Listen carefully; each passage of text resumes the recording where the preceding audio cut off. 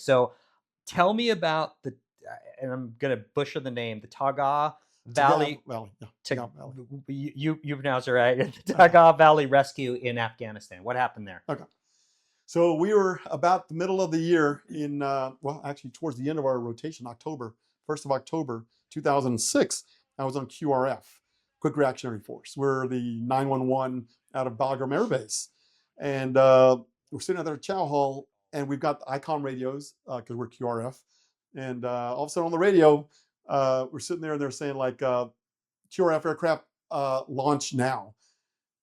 And we all look at the radio like, are they talking to us? and, and everyone goes, yeah. This is like a QRF. What do y'all need? He goes, yeah, you need to get the helicopter right now. You don't have a launch right now. We're like, wow, shit. Wow, this has never happened.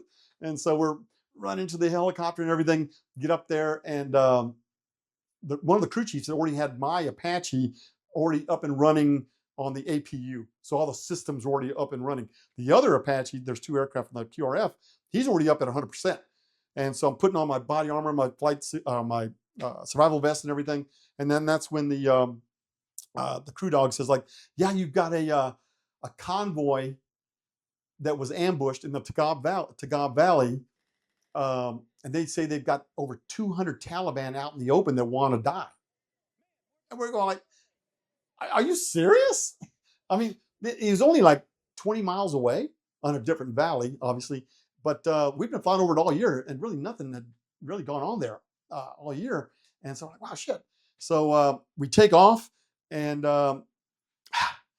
they gave us the coordinates at the northern end of the valley. And that's where the base, the vehicle patrol base, was at the northern end of the valley. And it's about a 30-mile long valley to the south. And so we show up there at the north, and as we're getting closer, we're calling the radio. Said, hey, Vandal 16, this is QRF, the Apache element, inbound to help you. And the radios are dead silent. And we're like, oh, shit. So we circle that vehicle patrol base, and there's like one Afghan soldier there just kind of waving. And we're like, what the shit?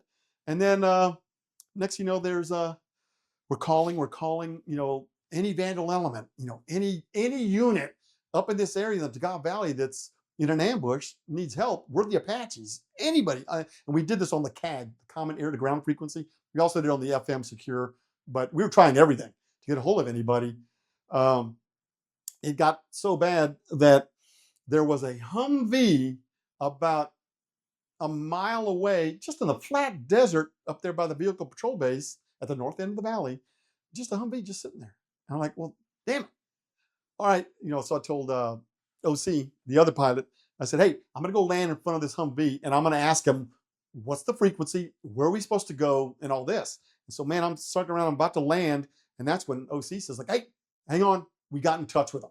We got in touch with the unit. I'm like, all right. So take off. He'd gone about, OC, the other Apache, had gone about maybe about 2 miles south of the vehicle patrol base. And this is the funny part. He got in touch with Vandal 16. They were almost, at that point, they were about 10 miles south of us. And so the radio comms were kind of broken and all, but it was him. He's going, yeah, this Vandal element. Yes, we are the ones that are ambushed, and we've got the enemy in front of us. We're in Humvees and some Toyota Hilux trucks behind a wall by a building, and we're shooting into an orchard to our east. And I'm like, all right. And I'll be damned if 1 mile away was their leadership, their captain had broken up that the convoy because an Afghan soldier had gotten wounded. He says, I got to take him now to medical help. And they're saying, Terry Best and Matt Hall are saying like, no, you've got the 50 cal.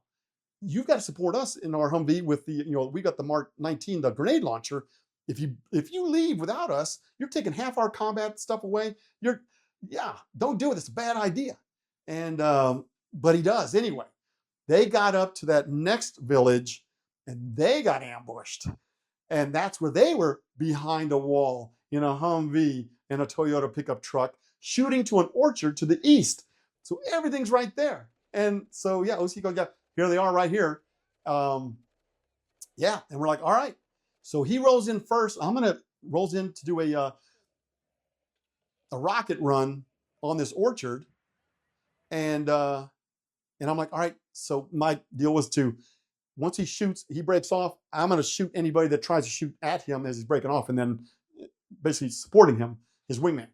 And man, I was all excited and everything, and rolling around, and watch, I got to shoot the rockets and everything. And we don't even shooting all year anyway.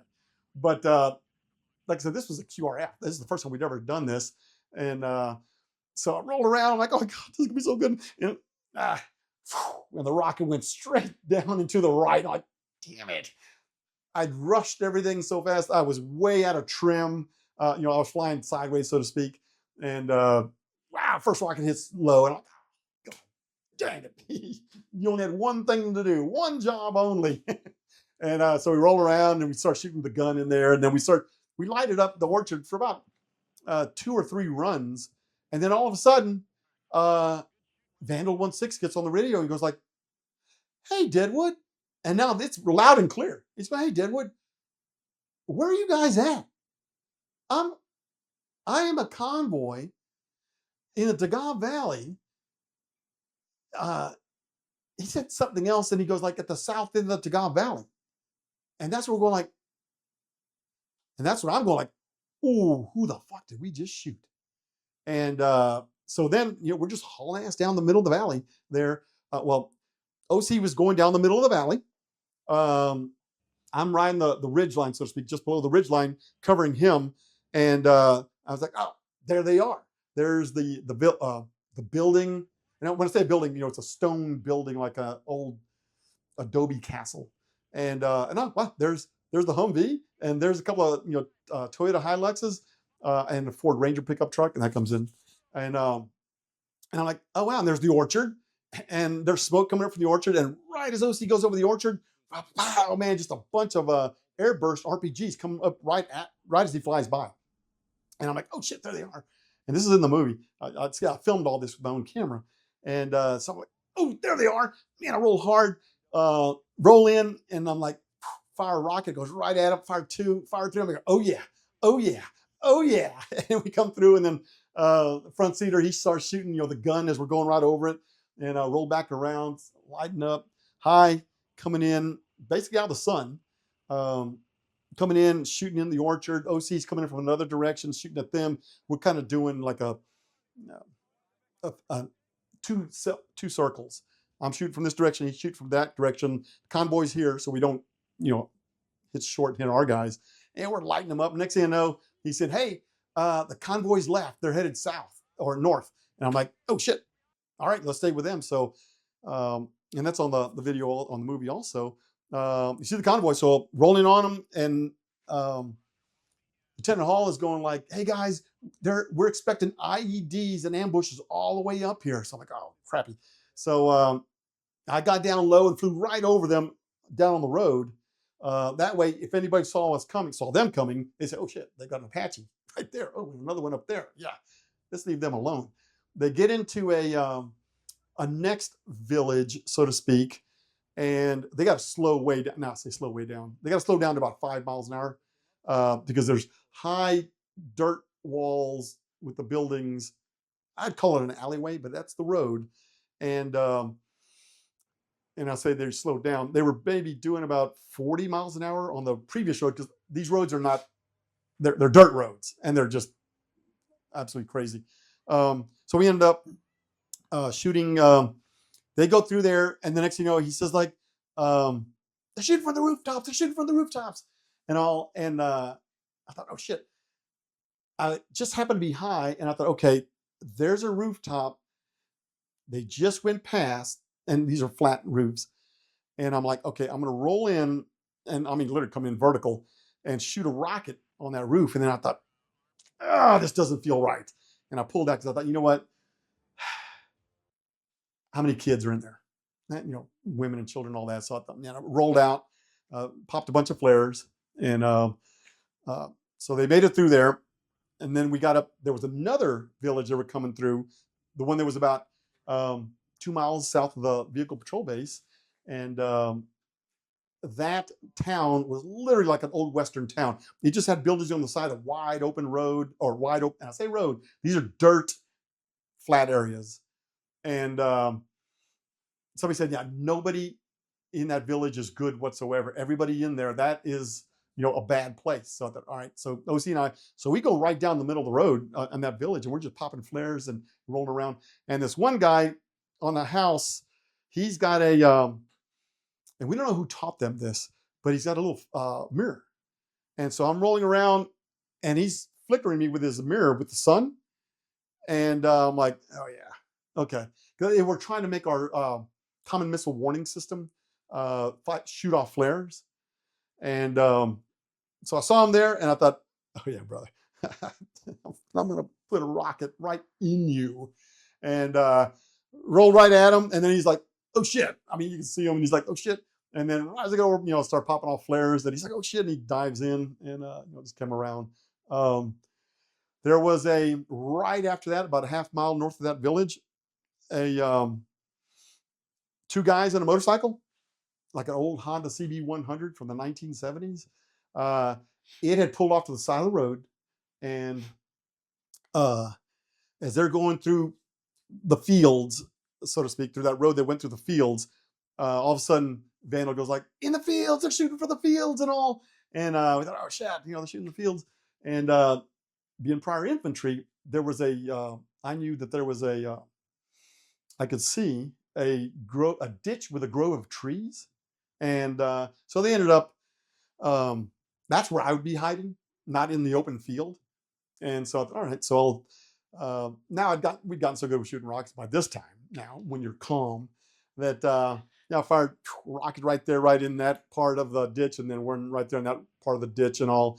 And then they said, yeah, you got him.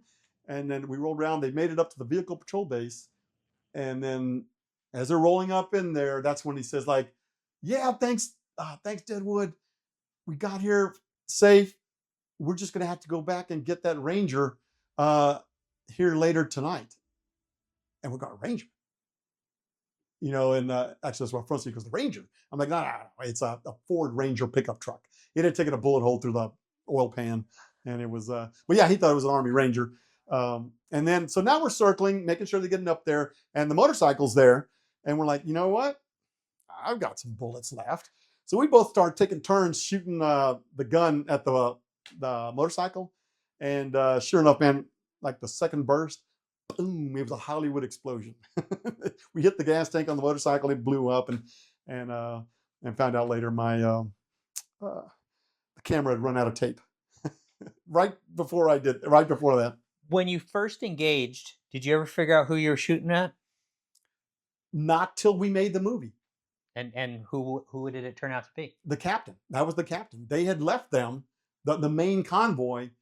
They had left them with one Hummer with a 50 cal, okay, and a Toyota Hilux.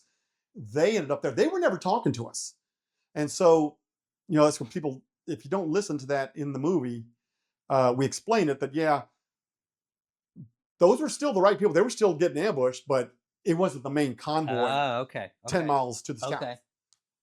It's just at that time the radios just happened to come in loud and clear, or enough for us to think, oh, this is these guys. Everything matched up. There were two vehicles behind a building, behind a wall, shooting at a orchard to the east, and so were they down to the south.